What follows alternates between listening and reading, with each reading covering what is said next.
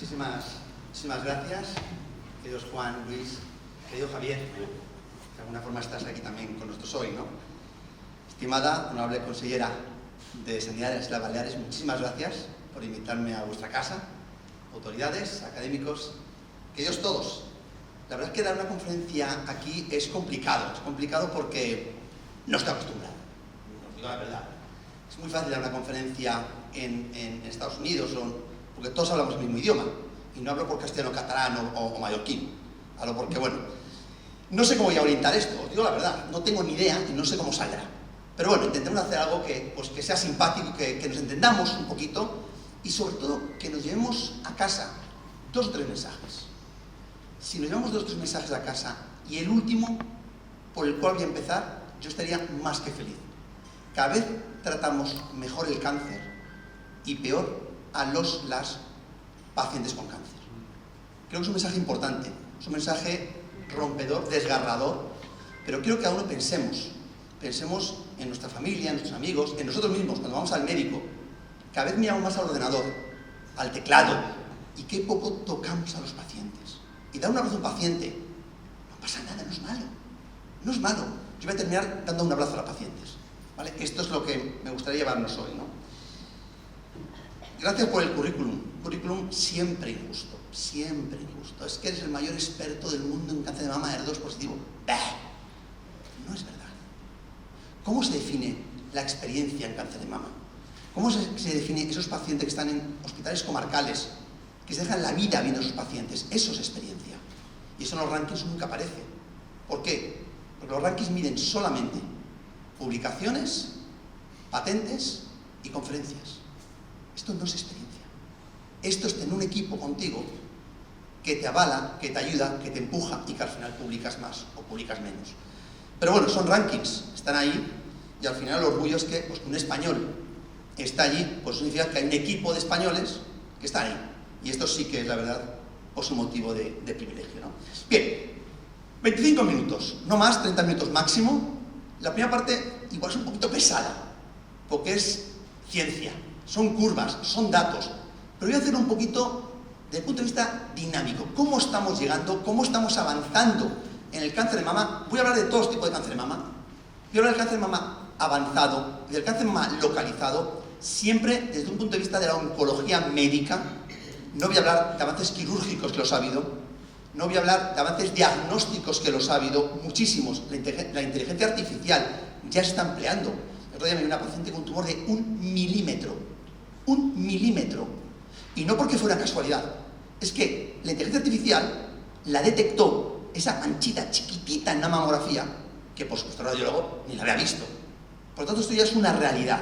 La inteligencia artificial está integrada en la práctica habitual para el diagnóstico precoz del cáncer en general, del cáncer de mama en particular, y por supuesto también de la anatomía patológica. ¿Qué contar los avances de Stanford? Estamos haciendo análisis de sangre mirando lo que se llama la biopsia líquida. Y estamos buscando mutaciones en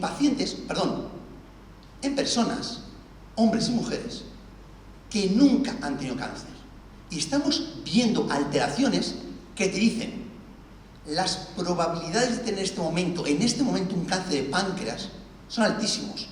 De todas formas, hemos empezado a hacer resonancias de páncreas, no se veía nada. A los 3 meses, no se veía nada. A los 3 meses, ¡pum!, 2 milímetros. Claro, porcentaje de curaciones de esos tumores de páncreas, 95-98%. Esto ya empieza a ser una realidad. Bien, hoy no voy a hablar de esto es apasionante, pero me tendréis que invitar otro día. Va a ser la excusa para venir otra vez, ¿no? Bueno, vamos a hablar un poquito de cáncer de mama. Como sabéis, cáncer de mama, hay 3 grandes tipos. El cáncer de mama, nosotros lo definimos en base a 5 cosas. Los receptores de estrógenos, receptores de progesterona, ER2, Ki, 67 y grado. En cristiano, receptores estrogénicos y progestágenos son los receptores de hormonas. ¿Qué le pasa al pecho de una mujer cuando está embarazada o está ovulando? Que crece un poquito, es un poquito más duro, y viceversa. ¿Por qué? Porque las células normales de la mama tienen receptores de hormonas. En el momento de la ovulación o del embarazo, aumentan las hormonas, el pecho crece. ¿Qué hace un transexual que quiere que se siente mujer y ha sido hombre previamente. Es decir, lo políticamente correcto, a veces no sé cómo expresarlo. En cualquier caso, toma mucha hormona y el pecho, hormona femenina, el pecho le crece. Pues bien, hay tumores de mama que conservan los receptores hormonales y lo llamamos tumores de mama hormonales. ¿Qué es el HER2? El HER2 es una proteína que está siempre en la superficie de las células, siempre, pero a veces está sobreexpresado. Es decir, hay muchísimo, imaginaos una especie de antena de televisión, una parabólica, y a veces esa célula, en lugar de tener 1000, 2000, tiene millones o centenares de miles, y los llamamos tumores de mama HER2 positivos. Estos tumores son importantes porque esas células dependen de ese receptor para vivir. ¿Me explico? ¿Cómo se tratan?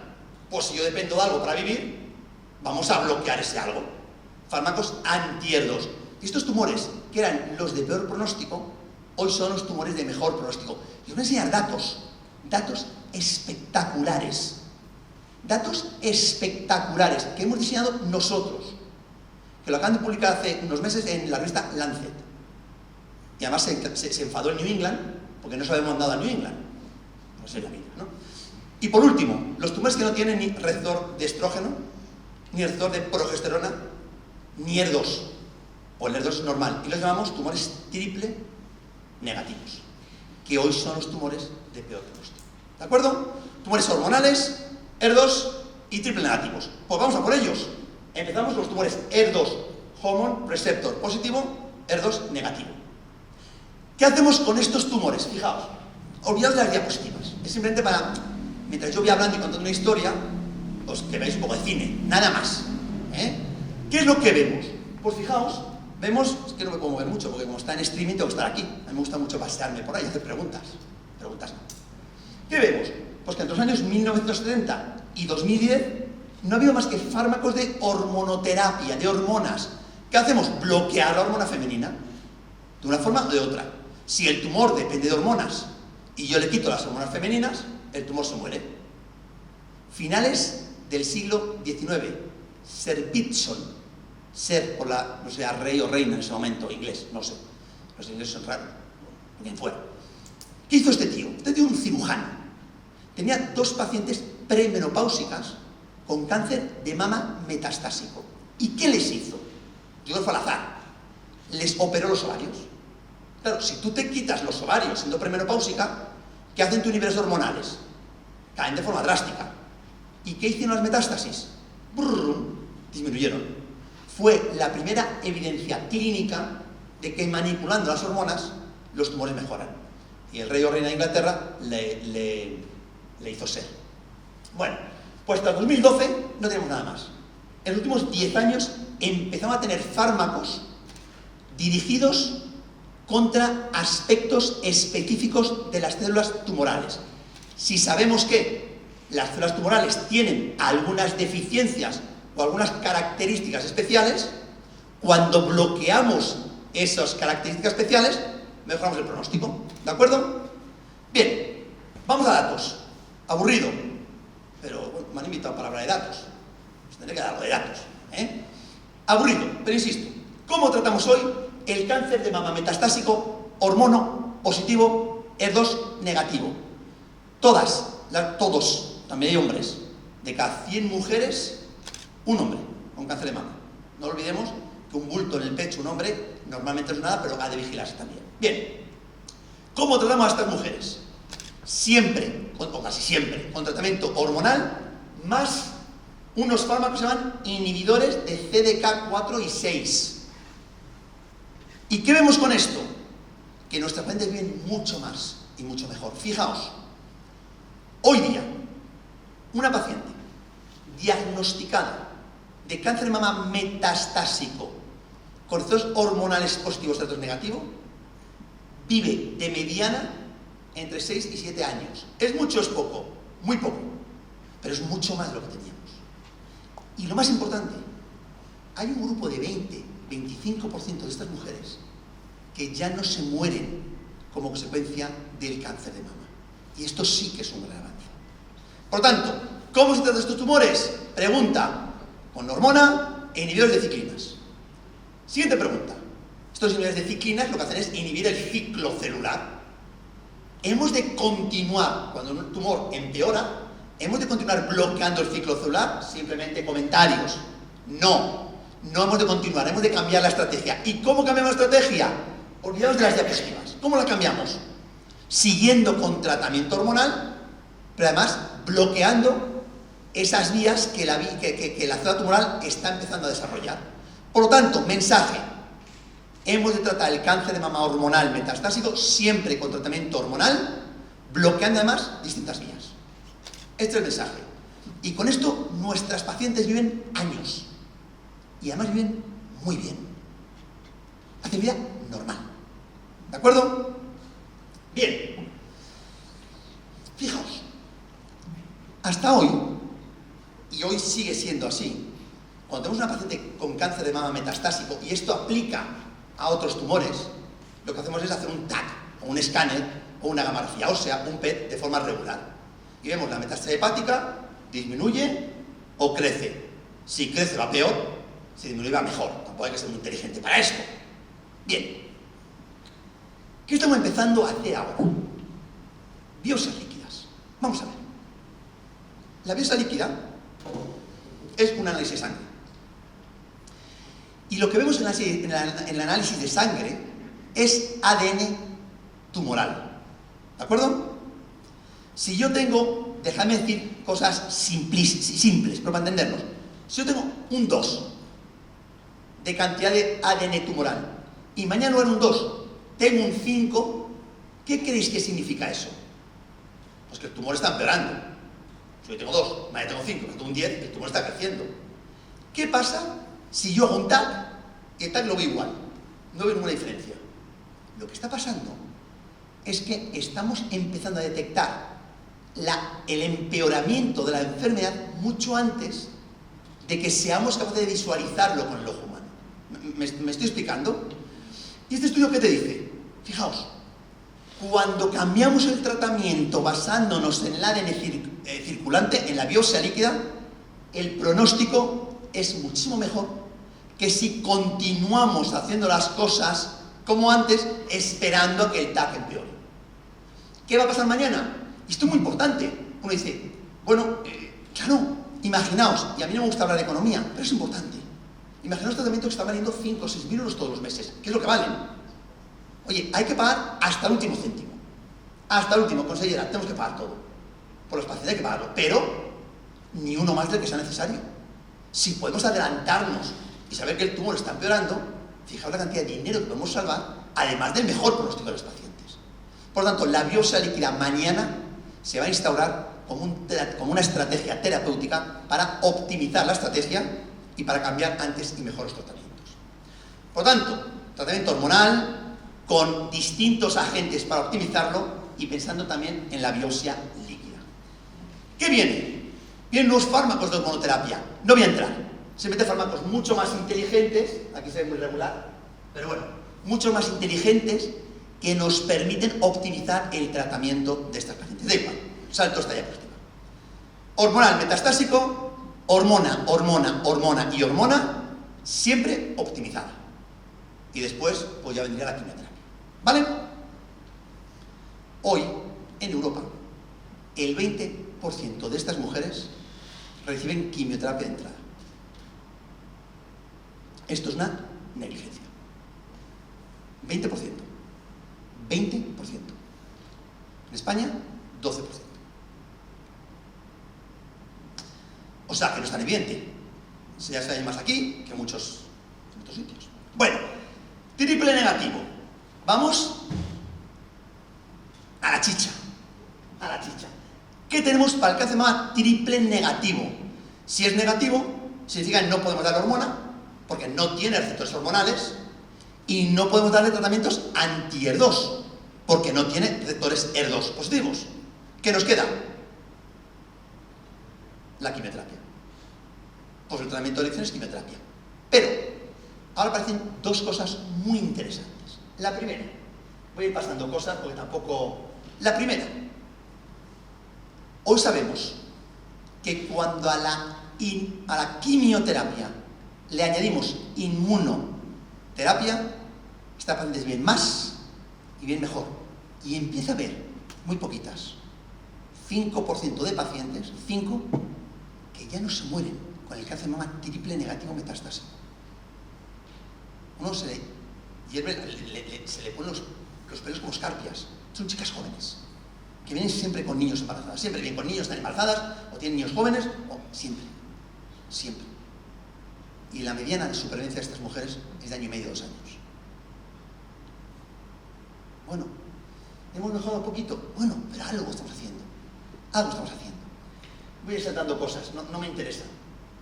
Fijaos, pero aquí viene el gran avance de los últimos años en cáncer de mama en particular, en cáncer en general. Y son los caballos de Troya. ¿Habéis oído hablar de los caballos de Troya? Esto es espectacular. ¿Qué es un caballo de Troya? Y si te voy saltando cosas, Mirad. Esto es una curva de Kaplan-Meier, hemos visto ya varias. Cuanto más distancia hay entre las curvas, significa que el beneficio es mayor. ¿Vale? Lo ideal sería que tuviéramos una curva horizontal. Voy a explicar un poquito. Me vengo aquí, por ejemplo, ¿vale? Esto es supervivencia. Esto significa que el primer día, el 100% de las pacientes están vivas. ¿Me seguís? ¿Qué pasa a los 3 meses? Pues con este tratamiento hay un 80% viva, con esta hay un 90%. ¿Lo veis? Pero es que a los 2 años, aquí hay muy poquitas y aquí hay algunas más. ¿Cuál sería la curva ideal? Una curva horizontal. ¿Me seguís este punto? Luego veréis por qué lo digo. Una curva horizontal es lo único que nos dejará satisfechos. Lo único. Todo lo demás es un fallo de la medicina. Y nosotros como médicos fallamos a las pacientes. Y esto vale para todo. Vale para diabetes, vale para tiroidismos, vale para lupus, vale para todo, vale para infecciones. El COVID. ¿Qué veíamos del COVID? Pues estas curvas eran dramáticas, la gente se iba muriendo. ¿Qué tenemos hoy con el COVID? Pues una curva mucho más horizontal. Mucha menos gente se muere ya. ¿Me seguís con este punto? Bien. Por lo tanto, ¿qué vemos? Que esta curva es mucho mejor que esta. Esto es de supervivencia y esto es de control de enfermedad. Esta curva es mejor que esta. Bueno, pues tenemos ya a casi 2 años un 10% de pacientes que el tumor ya no ha vuelto a empeorar. Triple negativo, que ayer morían 1,5 años. Y hoy tenemos un 10% que tras 2 años el tumor sigue controlado. Bueno, ¿es para estar contentos? No. Pero bueno, vamos bien, estamos mejorando. Bien, ¿esto qué son los caballos de Troya? ¿Qué es un caballo de Troya? Fijaos, es un anticuerpo monoclonal. Un anticuerpo es una proteína, ¿de acuerdo?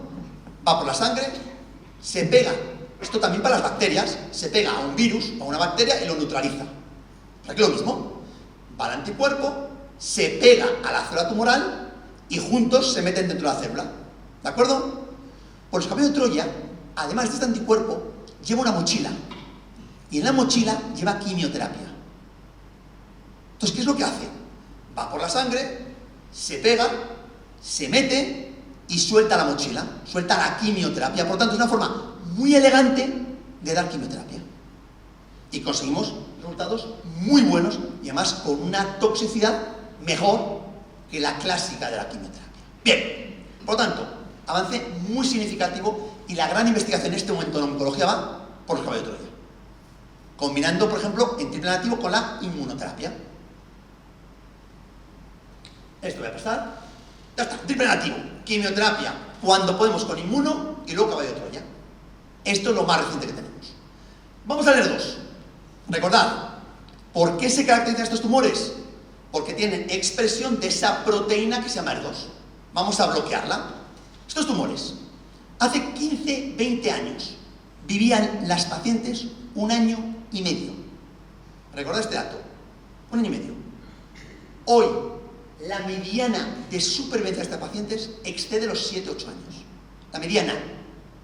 Y tenemos un 15% de pacientes, ojo, que estamos curando. Curando. Eso sí que es un éxito. Pero falta un 85%. Y mirad, esto voy a pasar. Mirad, esto es apasionante. Esto lo hemos publicado nosotros. Mirad qué curvas. Fijaos, Estos son pacientes pretratadas, algunas con muchas líneas, pacientes algunas con un pronóstico de vida de meses.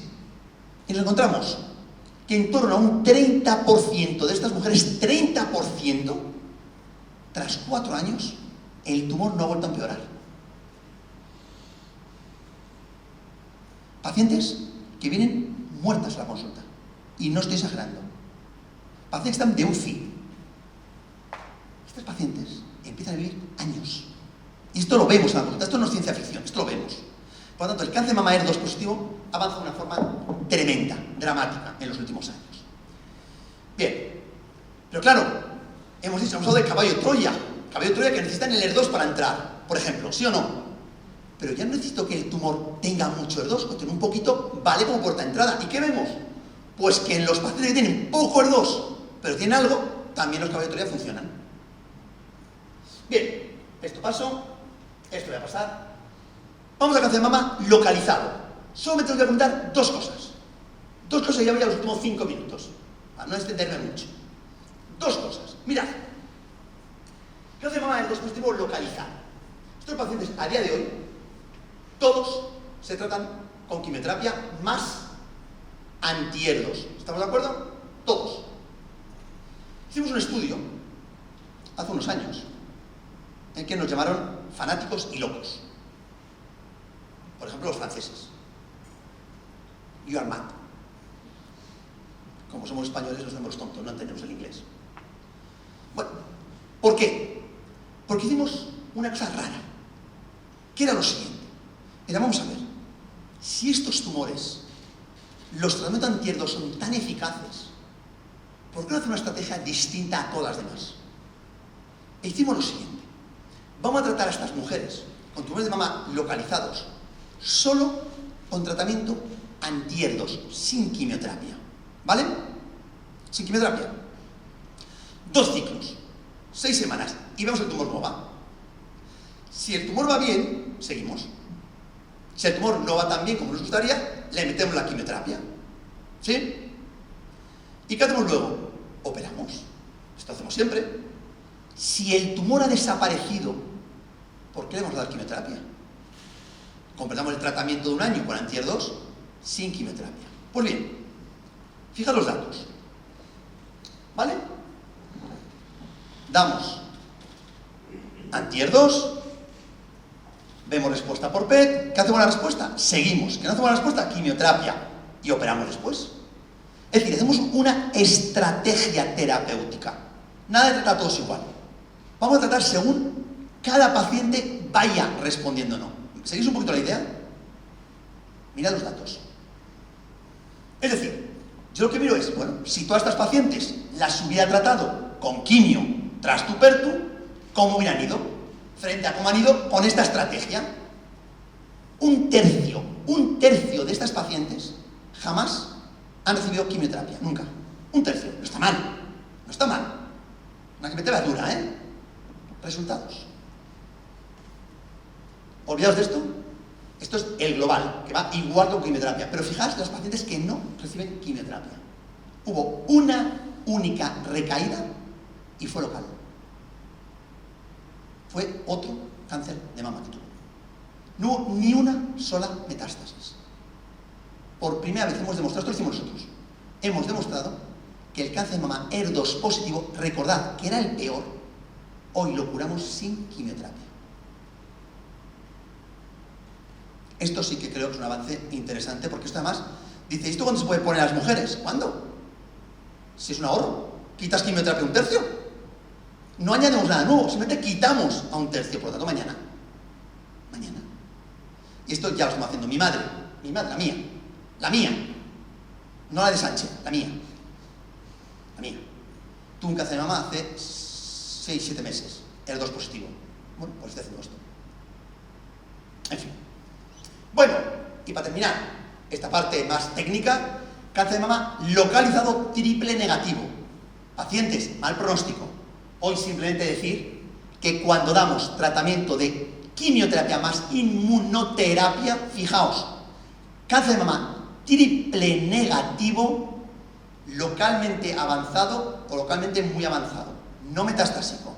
Estamos curando el 85% de las mujeres. ¿Mucho? No. Falta 15.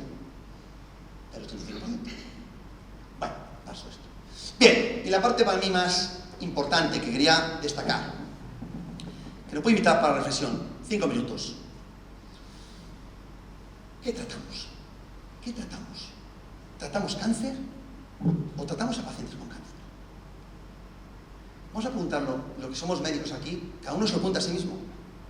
Lo que sois pacientes, todos somos pacientes, yo tengo psoriasis, todos somos pacientes. Preguntaros, cuando vais a la consulta, ¿quién os está tratando? ¿Os busca vuestro pecho, en mi caso? ¿Sois pechos con patas que van por ahí andando? ¿O trata una mujer o un hombre que tiene un problema X? Contestaos cada uno a vosotros mismos, ¿no? ¿Sabéis lo que es esto? ¿Quién sabe lo que es esto? No es un examen, ¿eh? Se puede meter la pata. ¿Alguien sabe?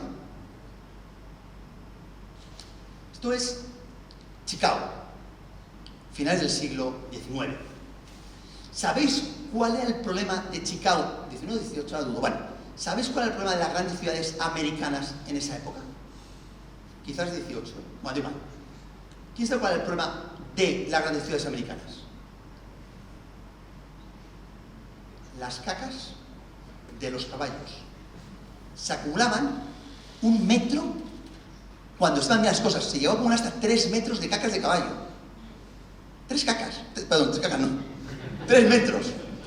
Claro, se hizo una conferencia en Nueva York que duró 3 días. Título de la conferencia: ¿Cómo solucionar las cacas de los caballos?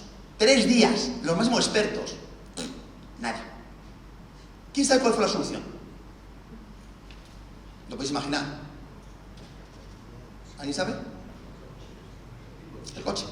El coche. Pero claro, a una solución vino un problema. Llega el coche y viene la contaminación. Y esto está pasando en la medicina. Estamos solucionando muchas cosas, pero está apareciendo, para mí, el gran problema de la medicina de los últimos tiempos, que es la deshumanización. ¿Por qué? Porque la vida se está deshumanizando. Otro día, estaba con mi hijo, bueno, mi hijo y mis hijas, pero con mi hijo, mis hijas no sé dónde estaban, ni lo sé. Tiene una edad de pavo, pues estaban en la gallinera. Estaba en el Museo del Prado, otro día hace un año. Museo del Prado, que era el Museo del Quijote, el Prado. Bueno, hijo, las meninas de Velázquez. ¿Quién era Velázquez? Un músico. Que estamos en el Museo del Prado. ¿Qué es un cuadro? Mi hijo, 14 años, Velázquez, músico. Total, que había unos niños ahí, de esta edad, ahí estaban whatsappeando. En lugar de ver las meninas, whatsappeando. Entonces le cojo a mi hijo, lo acercamos y dice: mira, a lo mejor están estudiando quién es Velázquez. O papá, estaba whatsappeando, eso ya lo sé. Pero delante de las meninas lo estaba buscando cosas de Velázquez, digo yo. Bueno, conclusión. Hace 2 fines de semana. Papá, ¿cuándo comemos? Pero cabrón, vete que estoy en la habitación del lado. Papá, ¿cuándo comemos? ¿Por WhatsApp? Le dije: pues cuando pongas la mesa. Es brutal. Entonces, estamos en una sociedad totalmente deshumanizada. Hoy ligamos por WhatsApp. Menos mal que los hijos también están por WhatsApp. Si no, estaríamos inundados. Pero ligamos por WhatsApp. En fin. Debo estar muy antiguo, consejero. Bueno, y esto está pasando también. La telemedicina ha servido y mucho, pero también está trayendo grandísimos problemas. Yo tengo colegas que le dicen a una paciente que tiene una recaída en el cáncer de mama por telemedicina. Por telemedicina. Hombre, no puede ser. ¿Por qué? Y hablo de mí. Porque nos importa más esto. Nos importa más la fama. Y te vienen residentes en este momento que no quieren ver a los pacientes, quieren revisar historias. Y esto nos pasa. Y la culpa es nuestra, ¿eh? Porque premiamos más al que ha publicado que el que se ha dejado la vida por los pacientes. ¿Sabéis por qué dejé Valdebrón? Teóricamente el mejor sitio de oncología. Y más de cáncer de mama. Lo voy a contar. está grabado también, ¿no? Lo voy a contar. Pues mira, hace 7 años, cuando fui de Vallebrón, una tarde, 5 de la tarde, estaba pues escribiendo un artículo o revisando un artículo, o no me acuerdo qué hacía, pero estaba con el ordenador. Me viene un residente, de los que todavía hay. Me dice, doctor, que es que hay una paciente que quiere verle. ¿Dónde? En la planta. Pesada. Frase mía, ¿eh? Qué pesada. Frase mía. No de al lado, mía. Qué pesada. Y ahí no fui, claro. Qué pesada, no fui. Entonces, al día siguiente, remordimientos, el grillo. Entonces, voy a las 7:30 de la mañana, a ver a la paciente. Ya no estaba. Ya no estaba. Se había muerto, claro, se había ido de alta. Entonces, cada 2 semanas vinieron sus hijas a verme. Me dijeron, mira, solamente veníamos para darte las gracias por lo que has hecho por mi madre, por nuestra madre. Solamente te queda dar un beso de despedida. Pero son duras, ¿eh? Porque te habías dejado la vida por ella. En ese momento, a una paciente que había estado conmigo 10 años, 10 u 8, me acuerdo. En ese momento me planteé, ¿qué puñetas estoy haciendo aquí? Sí, publicarás mucho, serás muy famoso, ganarás el premio Nobel de nada, pero bueno, algunos creen que van a ganar el premio Nobel. Pero eso no es medicina. Ese día es el que tomé la decisión de que me tenga que ir de Vallebrón. Yo no digo que Vallebrón sea así, no estoy diciendo esto, estoy diciendo que yo me comportaba así en Vallebrón. Por todo me tuve que ir. Tomé la decisión de irme, vamos. Porque nos importa esto, nos importa el número de citas, el impacto, el paper, el expert escape, los rankings, se basan en esto. No se basan en haber subido a ver a esa paciente esa noche, no. Se basan en esto. Pero en la vida hay que elegir, todos tenemos que elegir. Nunca se puede coger 2 caminos, nunca, jamás, nunca. Nadie puede coger 2 caminos. En cada momento de la vida hay que coger un camino. Y cada uno sabrá el que elige y el por qué lo elige. Y decir que no significa decir que no. Y decir que sí significa decir que sí. Somos muchos como hámsteres. Vamos como hámsteres. ¿Sabéis el hámster? ¿Para qué existe el hámster? El hámster es un ratón que sirve para divertir al otro. Somos hámsteres. Todos somos hámsteres de alguien. Para agradar. Pues no. Hay que agradar al que es creyente a Dios y luego a nosotros y a nuestra familia. No hay que agradar a nadie más. Al jefe no hay que agradarle. Hay que trabajar bien. Hay que cumplir bien. Pero hay que agradar. Y si hay que decirle que no, hay que decir que no. Eso significa que tienes que ir, pues tienes que ir.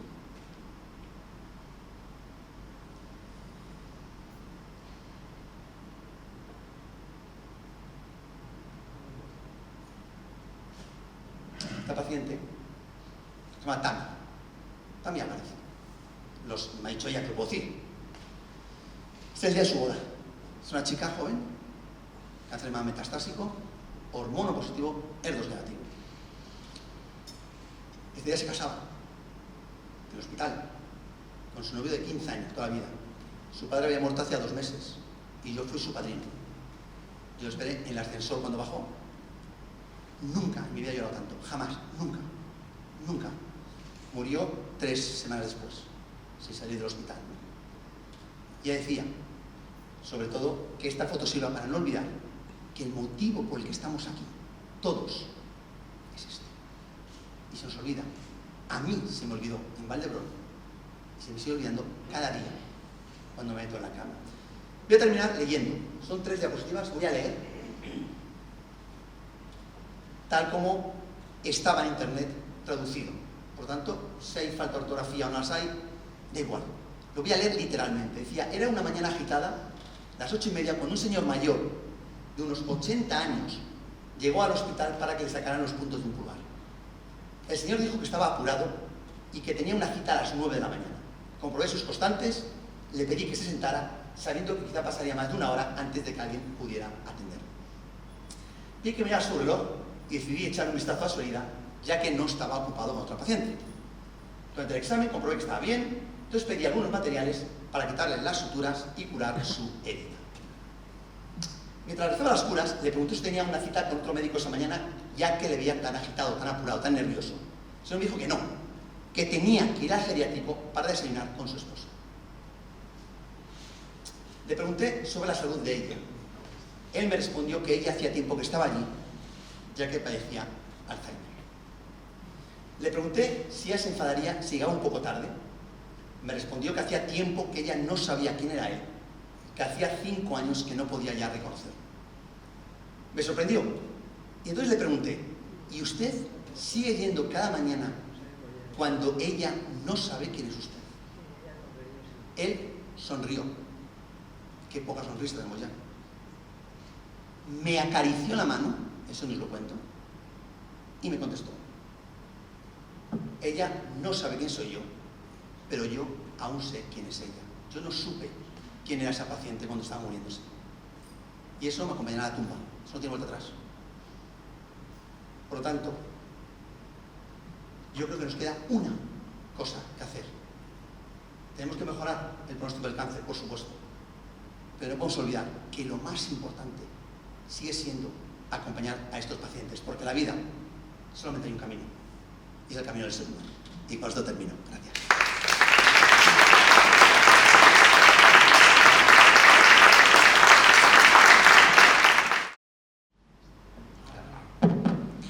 Bueno, muchísimas gracias. Ha sido una conferencia espectacular.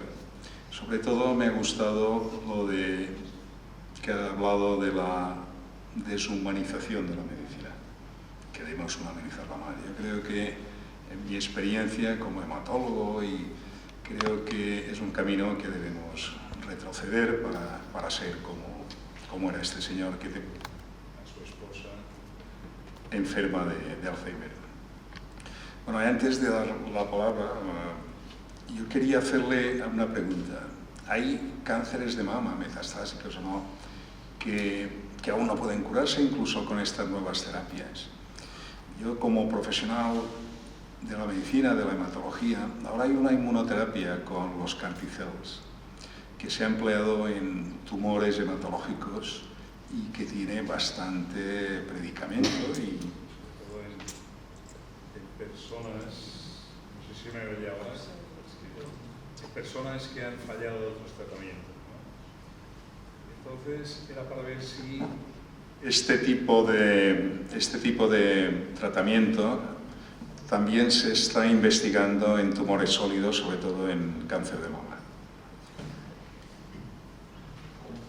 Sí, sí se están estudiando. Se está estudiando, por ejemplo, mucho en el cáncer HER2 positivo, juntamente porque tienes esa molécula, y los resultados hasta ahora no pueden ser más negativos. Ha habido muertes tóxicas, no ha habido actividad, pero se siguen estudiando. Hay al menos 7 CAR-T-cells explorados aquí, ninguno ha funcionado, pero hay otros que están en marcha y en desarrollo. Yo tengo muy poca confianza en los CAR-T-cells en tumores sólidos, sí en hematológicos y sí en enfermedades en las que hay alteraciones únicas, pero en tumores tan heterogéneos yo creo que los CAR-T-cells van a ayudar muy poquito. Pero es mi opinión, ¿eh? Yo no soy un experto en CAR-T-cells, pero yo creo que en cáncer de mama desde luego van a ayudar poco y en tumores sólidos en general van a ayudar poco, creo yo. Muy bien, muchas gracias. Doctor Marc Miquel. Bueno, doctor Cortés, gracias porque la ponencia ha sido espectacular y sobre todo el mensaje final, porque yo creo que en los tiempos que estamos viviendo la humanización de la medicina realmente nos protegerá en cierta manera a los humanos de la inteligencia artificial. Yo quería preguntarle, las células siendo igual, y una pregunta técnica, ¿no? Siendo igual, es decir, triple negativo o HER2 negativo, ¿se ha estudiado qué es lo que diferencia a estas células que aparentemente son iguales, las células de las pacientes que responden de este 15% que no responden? ¿Hay alguna pista para ver por dónde se escapan?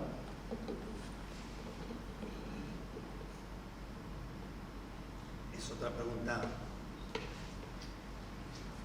Bueno. Es otra pregunta buenísima, ¿no? Vamos a ver. Sí, claro, se está estudiando y mucho. Vale, vamos a ver, para que nos hagamos una idea, cuando tenemos 5 milímetros de tumor, 5 milímetros, significa que tenemos más de 1.000 millones de células. 1.000 millones.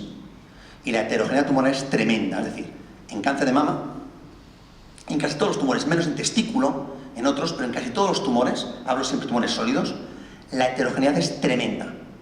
Y sí sabemos que hay muchos mecanismos de resistencia involucrados porque los tratamientos pueden no funcionar. El problema es que es imposible atacar todos los mecanismos de una sola vez. ¿Por qué? Porque los tratamientos sean tremendamente tóxicos. Además de que hay muchos mecanismos que todavía desconocemos. Por ejemplo, os pongo un ejemplo solamente. Hay una mutación que afecta al ESR1, que es el gen del que deriva el receptor de estrógeno, ¿vale? Cuando esta mutación existe, hace que ese receptor esté todo el rato activado, independientemente de que se una el estrógeno o no, ¿vale? Por lo tanto, si este receptor activado, por mucho que trabajemos con los estrógenos, le da igual a la célula. Bien, pues esto es indetectable en los tumores primarios y aparecen 30-40% de las veces en tumores metastásicos. ¿Qué significa esto? Que hay menos del 1%, a lo mejor hay un 0,0001% de las células que tienen esa mutación. Claro, si tú tratas todas las demás, con el tiempo esta que es resistente va creciendo y al final es la predominante.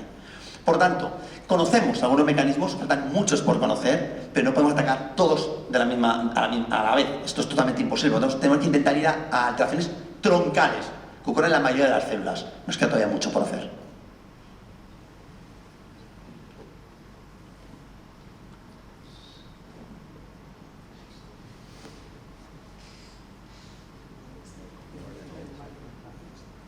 Bueno, se abre el turno de intervenciones por parte de los asistentes. Si alguna pregunta, ahora es el momento. Se levanta la mano y pregunta, doctor Forteza. Bueno, más que nada, muchas gracias. Lo primero, porque realmente ha sido, coincidiendo con ellos, espectacular. Y segundo, no sé si oye ahora o no, ¿sí? Que lo más asombroso de todo es que, aparte de que eres un experto clarísimo y evidente en tumores de mama y en tratamiento de los tumores de mama, es capaz también de confesar públicamente estas cosas de errores humanos o estos fallos o estos lapsus que todos en nuestra vida hemos tenido médicamente. Entonces hemos tenido una mala tarde, una mala guardia, un mal día y un momento débil para no hacer lo que deberíamos haber hecho, que era asistir a este paciente. Y le agradezco mucho que usted le haya contado, porque creo que todos seríamos mucho mejores como personas y como médicos si fuéramos capaces de decirlo en voz alta y delante de un escenario como ha hecho usted. Dicho esto, nada más que muchísimas gracias.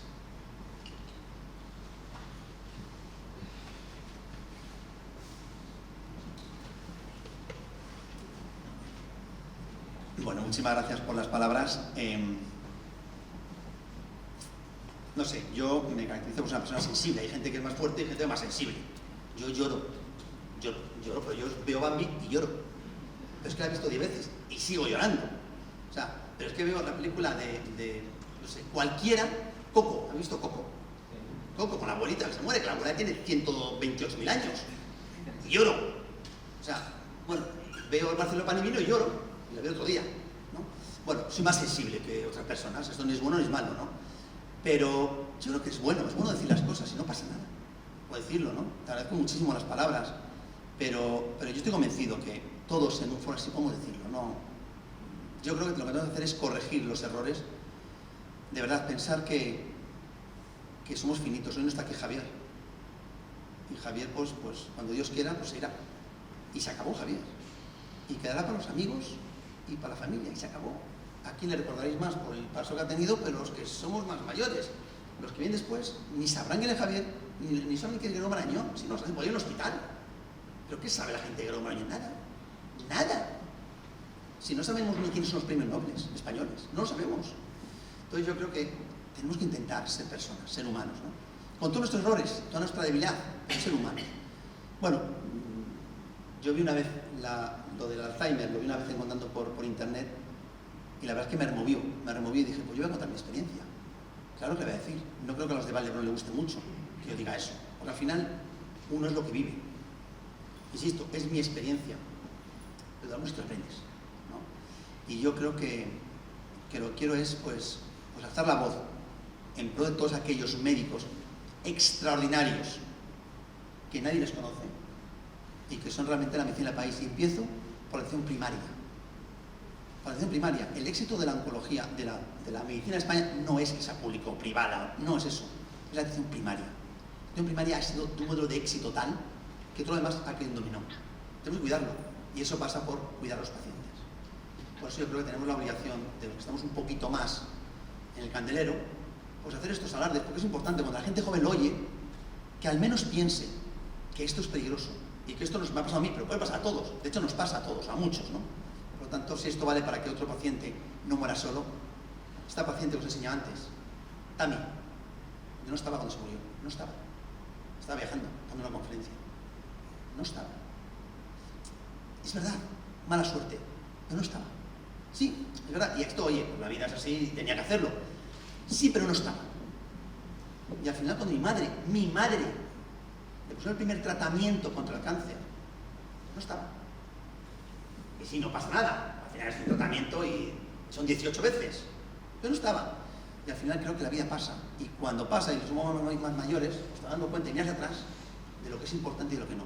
Es muy importante investigar y hacer crecer la sanidad.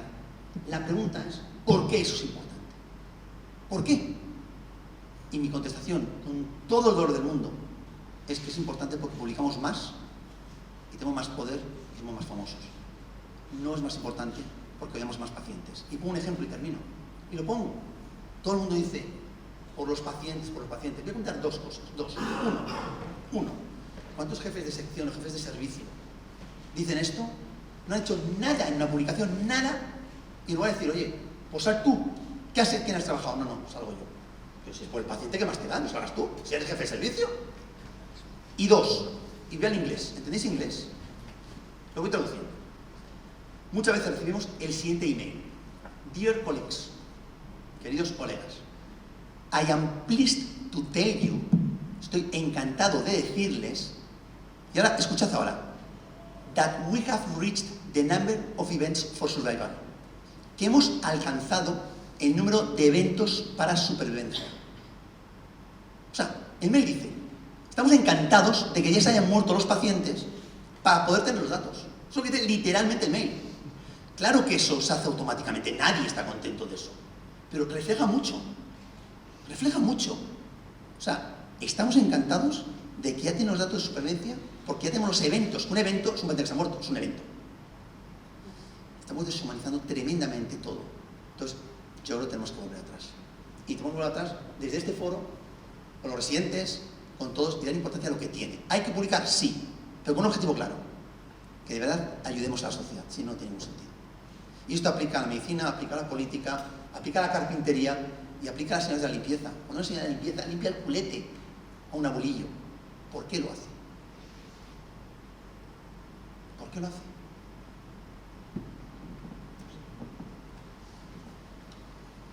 Un comentario, una pregunta más y una mano alzada.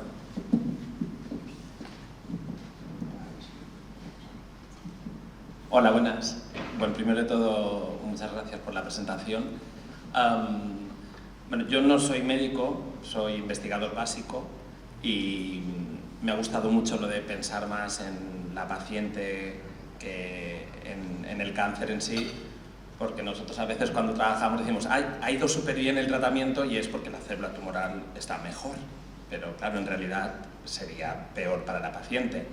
Y tenía una duda respecto a cuando has hablado de hombres y mujeres, ¿vale? Porque en estas curvas que has presentado, ¿era solo de mujeres o el cáncer de mama masculino también todo responde igual de bien? Sobre todo por el tema hormonas, porque como al final todo siempre cuelga un poco de ¿tiene el receptor de hormonas? ¿No lo tiene?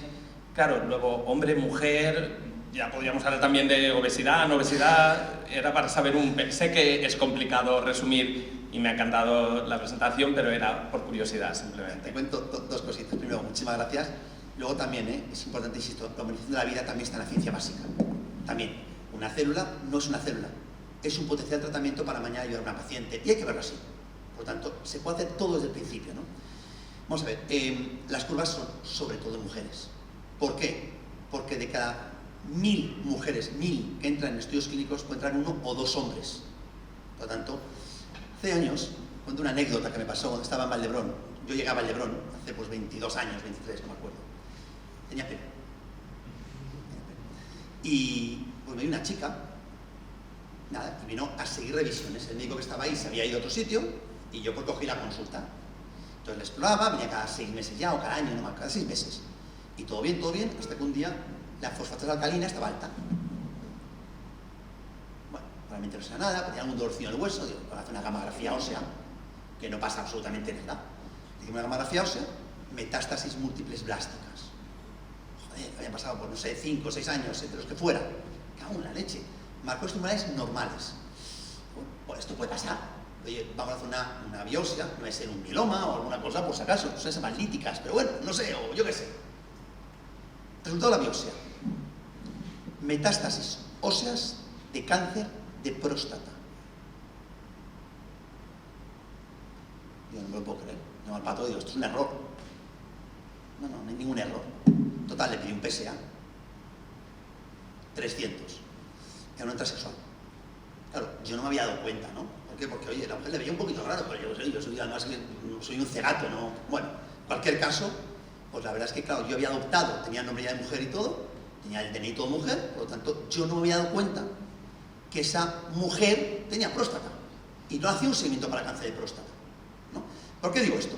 Porque el cáncer de mama es típico de mujeres, pero no olvidemos que cada vez más hay transexuales. Y los transexuales siguen muchas teniendo próstata. Y puede haber cáncer de próstata. Y es una cosa que, claro, y esto no sé cómo abordarlo en una consulta, no lo sé, honestamente no sé cómo abordarlo. Pero claro, a veces, claro, tú no se puedes preguntar o preguntar. O sea, a mí me parece que no te lo dicen. Es que me he operado, o no te dicen nada, es una mujer y punto, pero no se me ha operado la próstata. Entonces, bueno, simplemente comentar, son mujeres. Y de hecho ahora en la Sociedad Americana de Oncología estamos viendo cómo integrar las que llaman las disparities, que es meter pacientes más de color, de otras razas, y transexuales. Esto va a ser un problema, porque Estados Unidos están diciendo que si no hay un porcentaje X de disparity, no se va a permitir publicar esos datos. Claro, nos hemos vuelto locos. O sea, ¿qué me está diciendo usted? ¿Que si hay un 50% de transexuales no podemos incluir esos datos? Pues ¿qué hacemos? ¿Qué hacemos? Esto está empezando a pasar. No con transexuales, pero sí con razas. Sí, pero claro, ¿qué pasa? ¿Qué pasa si, por ejemplo, no tenemos indias suficientes? E India no quiere entrar en el estudio clínico. O sea, a veces lo que es por intentar integrar, en este caso los hombres, pero a veces puede tener también consecuencias importantes. Yo creo que tenemos que volver al sentido común. Hacer las cosas bien, mismos derechos y mismos deberes, pues el sentido común es importante. Y esto aplica a todo, ¿eh? Tenemos tiempo para una última pregunta, un comentario. Adelante, Pilar. Vale, Javier, en primer lugar, darte las gracias por esta conferencia tan magnífica que nos has dado hoy. Yo, como Jordi, también soy investigador básico, pero tengo otro papel. Yo también soy docente y he estado en una facultad de medicina y me sentí muy mal. Dejé de dar clases, ¿sabes por qué? Porque no les veía esa vocación que tenían que tener los médicos. Me acuerdo un día en prácticas con ellos, cuando me comentó, nos han seleccionado por las mejores notas, pero no para ser los mejores médicos. Y les tuve que dar la razón. Creo que a lo mejor una de las cosas que tendrían que hacerse en la facultad es mirar más por el paciente, enseñarles a mirar más por el paciente, que esa nota del MIR, que desde el primer día los lleva locos. Y muchas veces dejan de asistir a las clases y aprender de sus propios profesores. Me ha encantado tu reflexión, creo que sería una reflexión a hacer en esa parte docente de la universidad, en la formación de los médicos. Amén. Amén. No puedo estar más de acuerdo contigo, no puedo estar más de acuerdo. Yo creo que nuestra obligación como docentes, yo no di clase en la Universidad Española hace tiempo, no di clase porque me habían ofrecido ser catedrático en la Universidad de Alcalá de Henares, pero como tenía una empresa, el catedrático jefe de medicina interna me dijo que esto no era muy compatible con la universidad pública. Entonces yo doy clase en Harvard justamente porque tengo una empresa y me he quitado de la Universidad de Alcalá de Henares porque tiene una empresa. Entonces nos hemos vuelto locos, ¿no? Entonces no doy clase hace tiempo, pero esto es totalmente así. Mira, yo me acuerdo hace 12 años, 14 años, estaba dando una clase en oncología en sexto y me llega una normal, me dice en catalán, esta clase debería ser en catalán. Yo decía, sea, no puedo entenderlo. No entiendo lo que me estás preguntando. O sea, repíteme la pregunta porque es que eres medio subnormal. Me dije esto. Venga, en la denuncia oportuna, claro. Pero bueno, es que eres medio subnormal. O sea, lo que tengo que hacer es que entendáis lo importante del cáncer de mama. Pero no te preocupes. Como parece que el castellano no te gusta, vamos a ser en inglés. Vamos a ser en inglés y así no hay. Porque yo me niego a hablar en catalán. Yo me negaba. Pero no porque no, sino porque no sé hablar catalán. Yo digo, oye, tú pregúntame lo que quieras, pero yo voy a intentar dar la clase lo mejor que sepa. No la lengua, lo mejor que sepa. ¿No? Entonces, lo que demostraba este tío, concretamente, es que le importó un pimiento aprender medicina, ¿no? Y esto, desgraciadamente, está siendo no solamente en medicina, en todo. Hoy vemos manifestaciones en las universidades políticas. Vamos a ver, ¿cuál es el objetivo de la universidad? Es aprender. Y aprender a ser personas primero, humanos después, y luego cada uno lo que elija. Entonces, ¿por qué estamos todo? Es verdad. Entonces, en medicina es mucho más. Por lo tanto, esto que estás contando es una realidad, pero una realidad mayúscula.